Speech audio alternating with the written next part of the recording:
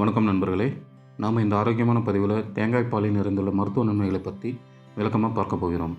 பொதுவாக என்ன சொல்லுவாங்கன்னா, தேங்காயில் இருக்கக்கூடிய அதிக கொழுப்பு நமது உடலுக்கு கேடு விளைவித்து மாரடைப்பை ஏற்படுத்தும் என்று.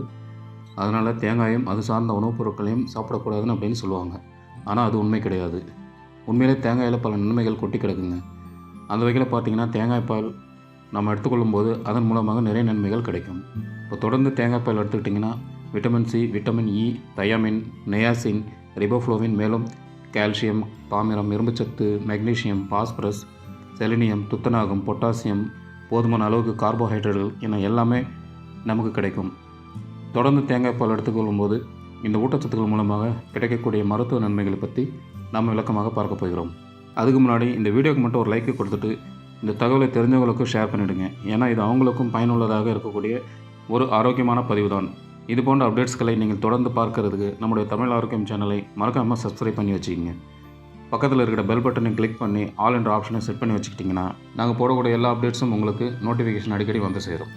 சரி, வாங்க நண்பர்களே, இப்போ வீடியோக்குள்ளே போயிடலாம். அனீமியா என்று சொல்லக்கூடிய இரத்த சோகை நோய் குணப்படுத்தப்பட்டு மீண்டும் வராமல் தவிர்க்க தேங்காய் பால் நாம் எடுத்துக்கலாம். போதுமான இரும்புச்சத்து உடல் இல்லாமல் இருப்பதனால பலருக்கும் இரும்புச்சத்து குறைபாடு ஏற்பட்டு உடலில் இருக்கக்கூடிய இரத்த சிவப்பணுகள் குறையும். இரத்த சிவப்பணுகள் குறையும் போது இரத்த புரதமான ஹீமோகுளோபினுடைய எண்ணிக்கையும் குறையும். இதனால் பார்த்திங்கன்னா இரத்த அணுக்களில் போதுமான அளவுக்கு ஆக்சிஜன் சப்ளை கிடைக்காமல் இரத்த சோகை நோய் உண்டாகும். உடல் வலி, உடல் பலவீனம், கவனமின்மை, குமட்டல், மயக்கம், வாந்தி இந்த மாதிரியான பிரச்சனைகள் இருக்கும். இந்த மாதிரியான பிரச்சனைகள் இருக்கும்போது நாம் தேங்காய் பால் எடுத்துக்கொள்வது மிகவும் நல்லது. ஒரு கப் தேங்காய் பாலில் உடலுக்கு அன்றாடம் தேவைப்படக்கூடிய இரும்புச்சத்தில் 25% கிடச்சிருங்க. எனவே அனைவரும் தேங்காய் பால் எடுத்துக்கொள்ளும் போது இரும்பு சத்து போதுமான அளவு பெறும்போது இரத்த சிவப்பணுக்கள் உங்களுக்கு உற்பத்தியாகிவிடும். இரத்த புரதமான ஹீமோகுளோபினில் போதுமான அளவு ஆக்சிஜன் சப்ளை ஆகும்போது இரத்த சோகை பிரச்சனையிலிருந்து ஒட்டுமொத்தமாக நம்ம விடுதலை அடைஞ்சிடலாம். எந்த விதமான மயக்கம், தலைவலி, சோர்வுமே, அனிமியாக்கான அறிகுறிகள் எதுவுமே இருக்காது. நாம் நலமோடு இருக்கலாம். நம்முடைய உடல் எடை எந்த விதமான பக்க விளைவுகளும் இல்லாமல் ஆரோக்கியமான முறையில் குறைக்கிறதுக்கு தேங்காய் பால் நமக்கு நல்லது. உடல் எடையை குறைக்கிறதுக்கு உடலுக்கு தேவையான அனைத்து சத்துக்களுமே கிடைக்கணும்னா அதுக்கு தேங்காய் பால் தான் சரியான தீர்வாக இருக்கும். அதாவது தேங்காய் பால் விரைவிலேயே உங்களுடைய பசியை அடக்க செய்யும். இதனால் உங்களுடைய உடல் அதிக உணவு எடுக்காது. இப்போ பார்த்திங்கன்னா நாம் வெயிட் லாஸ் பண்ணணும் அப்படின்னாலே உடலுக்கு அதிகப்படியான கலோரிகள் இருந்திருக்கக்கூடிய உணவுகளை எடுக்கக்கூடாது. குறைந்த கலோரிகள் இருந்திருக்கக்கூடிய உணவுகளை மட்டுமே எடுத்துக்கொண்டு பசியை கண்ட்ரோல் பண்ணி தான் நாம் குறைக்கணும். இதுக்காக பட்டினி கிடந்து நாம் உடல் எடையை குறைக்க முடியாது. இப்போ நீங்கள் தேங்காய் பால் எடுத்துக்கிட்டிங்கன்னா இதுவே உங்களுக்கு உணவுகளை சாப்பிட்டு முடித்த ஒரு ஃபீலை கொடுக்கும். இதனாலே நீங்கள் அதிகப்படியான உணவுகளை எடுத்துக்கொண்டு வெயிட்டை இன்னும் அதிகப்படுத்திக்க மாட்டீங்க. அதை முதல்ல ஸ்டாப் பண்ணிவிடுவீங்க. தேங்காய் பாலில் இருக்கக்கூடிய ஊட்டச்சத்துக்கள் ஏற்கனவே உங்களுடைய உடலில் தேங்கி இருக்கக்கூடிய அதிகப்படியான கொழுப்புகளை கரைத்து உங்களுக்கு ஆற்றலாக மாற்றி கொடுக்கும். அதாவது கொலஸ்ட்ராலில் எனர்ஜியாக கன்வெர்ட் பண்ணி எரிச்சிடும். இதனால் தொப்பை, தேவையில்லாத கொழுப்புகள் எல்லாம் கரைக்கப்பட்டு கட்டுக்கோப்பான உடலமைப்பை தொடர்ந்து நீங்கள் பராமரித்து கொள்ளணும் அப்படின்னா தேங்காய் பால் எடுத்துக்கொள்ளலாம். வாதம் தொடர்பான பிரச்சனைகளிலிருந்து விடுபடுவதற்கு நீங்கள் தேங்காய் பால் எடுத்துக்கொள்ளலாம். பொதுவாக குறைந்த அளவு செலினியம் சத்து இருக்கிறவங்களுக்கு தான் முடக்குவாதம் மாதிரி நிறைய பிரச்சனைகள் அதிகமாக உருவாகும். இப்படிப்பட்ட செலினியம் தேங்காய் பால் அதிகமாக இருக்குது. அப்போ செலினியம் சத்து குறைபாட்டால் அவதிப்பட்டு வாத நோய் ஏற்படுறவங்களுக்கெல்லாம் தேங்காய் பால் எடுத்துக்கிட்டாங்க அப்படின்னா இந்த கீழ்வாதம், முடக்குவாதம் மாதிரியான நிறைய பிரச்சனைகள் அதிலிருந்து உங்களுக்கு நிவாரணம் கிடைக்கும். அதே போல் நாம் எடுத்துக்கொள்ளக்கூடிய தேங்காய் பாலில் அதிக அளவு பொட்டாசியம் இருக்கிறதுனால இது இரத்த கொதிப்பினுடைய அளவையும் குறைக்கிறது.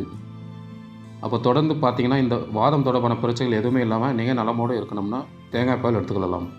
கொலஸ்ட்ரால் பிரச்சனையிலிருந்து விடுபட்டு இதயத்தை ஆரோக்கியமாக பராமரித்துக் கொள்வதற்கு நீங்கள் தேங்காய் பால் எடுத்துக்கொள்ளலாம். முக்கியமாக தேங்காய் பாலில் இருக்கக்கூடிய நிறைவுற்ற கொழுப்புகளில் 50% லேரிக் அமிலம் இருக்குங்க. இது உடலில் இருக்கக்கூடிய கெட்ட கொழுப்பின் அளவை குறைச்சி இதயம் ஆரோக்கியமாக இருக்கிறதுக்கு வேண்டிய நல்ல கொழுப்பினுடைய அளவை மட்டும்தான் அதிகரிக்கும். எனவே தேங்காய் பாலை நீங்கள் உங்களுடைய உணவுகளில் சேர்த்து கொள்ளும் பொழுது கெட்ட கொழுப்பினுடைய அளவு குறைக்கப்பட்டு நல்ல கொழுப்பினுடைய அளவு அதிகரிக்கும் அப்படின்னு தான் ஆய்வுகளில் தெரிவிக்கிறாங்க. இதனால் இதயத்துக்கு பார்த்திங்கன்னா இரத்த ஓட்டம் இரத்த நாளங்கள் வழியாக போகும்.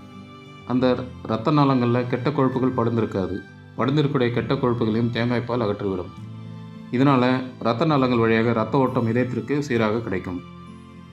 இதயத்துக்கு இரத்த ஓட்டம் சீராக கிடைக்கிறதுனால மாரடைப்பு, பக்கவாதம், இதய தமனிகளில் வீக்கம் ஏற்படுதல், இதய தசைகள் வலுவிழந்து போகுதல் போன்ற எந்த பக்க விளைவுகளுமே உங்களுக்கு ஏற்படாது. இதயம் பன்மடங்கு பலம் பெறும். இதய துடிப்பு உங்களுக்கு சீராக இருக்கும். தேவையில்லாத கொலஸ்ட்ரால் குறைச்சிக்கணும், இதயத்தை பராமரிக்கணும்னா தேங்காய் பால் எடுத்துக்கொள்ளலாம். நோய் எதிர்ப்பு சக்தி திறனை அதிகரிக்க தேங்காய் பால் எடுத்துக்கொள்ளலாம். தேங்காய் பாலில் விட்டமின் சி என்று சொல்லக்கூடிய உயர்ச்சத்து நிறைந்திருக்கிறதுனால நோய் எதிர்ப்பு அமைப்பை எப்போதுமே இது பலப்படுத்தும். முக்கியமாக நோய் எதிர்ப்பு சக்தியை கூட்டக்கூடிய மெனோலாரின் என்னும் கூட்டுப்பொருள் தேங்காயில் மட்டும்தான் அதிகமாக இருக்குது. தேங்காய் தவிர இந்த நோய் எதிர்ப்பு சக்தி இயற்கையாக கிடைக்கக்கூடிய இன்னொரு இடம்னா தாய்ப்பால் மட்டும்தாங்க. ஸோ அதை தாண்டி பார்த்தீங்கன்னா இம்யூன் பவரையும் உங்களுக்கு இந்த தேங்காய் பால் அதிகப்படுத்தும். நோய் எதிர்ப்பு சக்தி திறனை அதிகப்படுத்தும் போது உங்களுக்கு இருக்கக்கூடிய சாதாரணமான நோய்களான சளி, காய்ச்சல், இருமல், தலைவலி இந்த மாதிரியான பிரச்சனைகள் குணப்படுத்துவதற்கும் சீசனில் புதுசாக அட்டாக் ஆகக்கூடிய பாக்டீரியா, வைரஸ் போன்ற பருவகால தொற்று வியாதிகளை, பூஞ்சு தொற்று வியாதிகள், புதுசாக ஒரு நோய்க்கிருமி தாக்காமல் நீங்கள் நலமோடு இருக்கலாம். நீண்ட ஆயுட்காலம் அதிகமாக வாழணும்னா தேங்காய் பால் எடுத்துக்கொள்ளலாம். உங்களுடைய உடலை பலப்படுத்தக்கூடியது தேங்காய் பால். வயது முதிர்வின் காரணமாகவும் தசை நரம்புகளுக்கு போதிய சத்துக்கள் கிடைக்காதனாலும் சிலருக்கு உடலினுடைய பல பகுதிகளில் இருக்கக்கூடிய தசைகள், நரம்புகளில் இறுக்கம் ஏற்பட்டு மிகுந்த சிரமத்தை அது கொடுக்கும். அவங்களால எந்த வேலையுமே செய்ய முடியாது, சுறுசுறுப்பாக செய்ய முடியாது. உட்கார்ந்தா, நடந்தால், எப்படி நின்னாலும் அவங்களுக்கு உடல் வலிக்க ஆரம்பிக்கும். அவங்க எல்லாம் வாரத்துக்கு 3 முறையாவது தேங்காய் பால் சாப்பிட்டு வரும்போது தசை நரம்புகள் ஏற்படக்கூடிய இறுக்கத்தன்மை தளர்த்தப்பட்டு உடலுக்கு நல்ல மாற்றத்தை கொடுக்கக்கூடியதாக தேங்காய் பால் இருக்குது. இதனால் அவங்க எலும்புகளை ஆரோக்கியமாக வைத்துக்கொள்ள முடியும். எலும்புகள் வலிமையாக இருப்பதற்கு கால்சியம் சத்து தான் மிக அவசியமாக இருக்குது. அதே போல் பாஸ்பரஸ் சத்தும் எலும்பு ஆரோக்கியத்திற்கு முக்கியம் இல்லையா? அதாவது பாஸ்பரஸ் உடலில் இருக்கக்கூடிய அனைத்து எலும்புகளுடைய தேய்மானத்தை தடுக்கும். தேங்காய் பாலில் கால்சியம் மற்றும் பாஸ்பரஸ் எல்லாம் கரெக்டான லெவலில் இருக்கிறதுனால அடிக்கடி நாம் இதை சாப்பிட்டு வரும்போது நம்முடைய உடலை பலம் பெற வைத்துக்கொள்ளலாம். எலும்பு ஆரோக்கியத்தை மேம்படுத்தி கொள்ளலாம். இதனால் ஆஸ்டியோபோரோசிஸ், எலும்பு மெலிவு நோய், மூட்டு வலி, எலும்புருக்கி, முடக்குவாதம், எலும்பு மஞ்சைகளால் ஏற்படக்கூடிய பிரச்சனை, மூட்டு வளர்ச்சி போன்ற எந்த எலும்பு தொடர்பான பிரச்சனையும் இருக்காது. நரம்பு தளர்ச்சி பிரச்சனையும் உங்களுக்கு இருக்காது. தசைகளில் ஏற்படக்கூடிய இறுக்கம், தசைப்பிடிப்பு போன்ற பிரச்சனையும் இருக்காது. ஒட்டுமொத்தமாகவே உங்களுடைய உடலை வலுப்பெற வைத்துக்கொண்டு ஸ்ட்ராங்காக நீங்கள் பேலன்ஸ் தடுமாறாமல் நீங்கள் ஸ்ட்ரென்த்தாக இருக்கிறதுக்கெல்லாம் தேங்காய் பால் உங்களுக்கு ஹெல்ப் பண்ணும். சருமம் ஆரோக்கியமாக இருக்கிறதுக்கு தேங்காய் பால் எடுத்துக்கொள்ளலாம். தேங்காய் பால் அடிக்கடி நீங்கள் சாப்பிட்டு வந்தீங்கன்னா சருமத்தில் ஏற்படக்கூடிய சுருக்கங்கள் உங்களுக்கு நீங்கி உங்களுடைய தோலில் பளபளப்பான தன்மை அதிகரிக்கும். தோலினுடைய நிறத்தையுமே கூட்டி இளமை தோற்றத்தை தக்க வைக்கிறதுக்கு தேங்காய் பால் ஹெல்ப் பண்ணுங்க. அப்போது தொடர்ந்து தேங்காய் பாலையும் நீங்கள் எடுத்துக்கிட்டிங்கன்னா உங்களுடைய சருமத்தில் இருக்கக்கூடிய இறந்த செல்கள் அகற்றப்படும். ஸோ அந்த டெட் செல் ரிமூவ் ஆகிறதுனால சருமத்தில் கொலாஜன் உற்பத்தி மேம்படுத்தப்பட்டு ரத்த ஓட்டம் சீரான அளவில் சருமத்தில் கிடைக்கும். சருமம் எப்போதுமே ஆரோக்கியமாக இருக்கும். முகப்பொரு, கண் கருவலயங்கள், கரும்புள்ளிகள் இது மாதிரி எதுவுமே உங்களுக்கு இருக்காது. மின்னக்கூடிய பளபளப்பான மிருதுவான சருமத்தை தேங்காய் பால் உங்களுக்கு கொடுக்கும். உடல் புண்கள் பிரச்சனையிலிருந்து விடுபடுவதற்கு நீங்கள் தேங்காய் பால் எடுத்துக்கொள்ளலாம். முக்கியமாக இந்த வயிற்றுப்புண் ஆறுவதற்கு தேங்காய் பால் போல் மருந்து எதுவுமே இல்லைன்னு சொல்லலாங்க. எனவே வாய்ப்புண், வயிற்றுப்புண், இந்த அல்சர் ப்ராப்ளம் எல்லாம் உங்களுக்கு அப்படி இருக்குன்னா தேங்காய் பாலை நீங்கள் சாப்பிட்டீங்கன்னா விரைவில் புண்கள் உங்களுக்கு ஆறிவிடும். முக்கியமாக இந்த குடல் புண் ஆறணும் அப்படின்னா நீங்கள் காலை உணவுகளை எப்போதுமே தவிர்க்காமல் சாப்பிட்ணும். காரசாரமான உணவுகளை சாப்பிடாமல் இருக்கணும். ஸோ அதை நீங்கள் மெயின்டைன் பண்ணும்போது தேங்காய் பால் உங்களுடைய உணவுகளில் சேர்த்திங்கன்னா இந்த குடல் புண்கள் சரியாயிடும். இப்போது எந்த விதமான வயிற்றுக்கோளாறையுமே சரி செய்யக்கூடிய தன்மை, உடல் சூட்டை தணிக்கக்கூடிய தன்மை, இது மாதிரி பல்வேறு விதமான நன்மைகள் எல்லாமே பார்த்திங்கன்னா நம்ம எடுத்துக்கொள்ள தேங்காய் பாலில் இருக்குது. பொதுவாக எதையுமே நம்ம அளவாக எடுத்துக்கொள்ளும் போது எந்த பிரச்சனையும் வராதுன்னு சொல்லுவாங்க.